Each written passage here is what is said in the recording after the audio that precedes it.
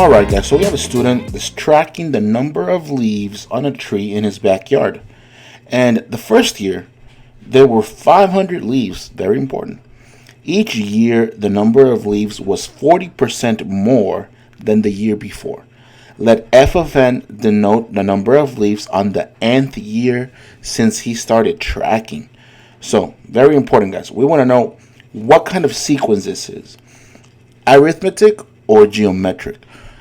Quick review, if you don't remember what arithmetic is, it's basically when you're adding or subtracting the same number over and over.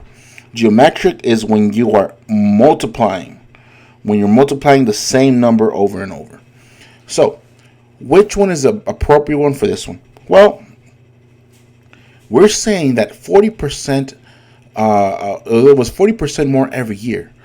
So do we really know how much is 40% of 500? Let's find out. So if we were to draw 40%, we have 500 the first year. Let's call it year 1 or number 1. We had 500. So how many would we have year 2?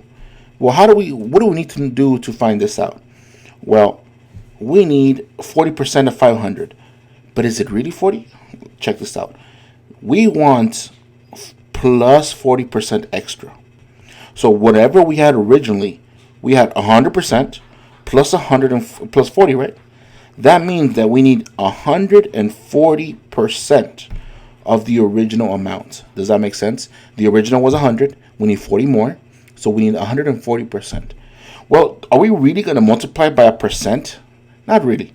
To do this, we need to turn this 140% into a decimal. And do you guys know how to do that? Basically, just divide by 100. And you get 1.4. So we're basically multiplying 500 times 1.4. Let's grab our calculator and see what this is going to be. 500 times 1.4. And we actually get the number of 700. So our second year, we're going to have 700. Here's a catch though.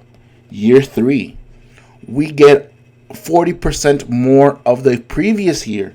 So we're no longer talking about 500. We're talking about 700. So what is 40% more of 700? Same thing. Let's multiply by 1.4 because we want 100% plus the 40% of the new amount. So what's 700 times 1.4? Let's grab our handy calculator. 700 times 1.4 gives us 980. Now let me ask you this. Are we adding 1.4 or are we multiplying? You guessed it. We're actually multiplying, which makes this a geometric sequence.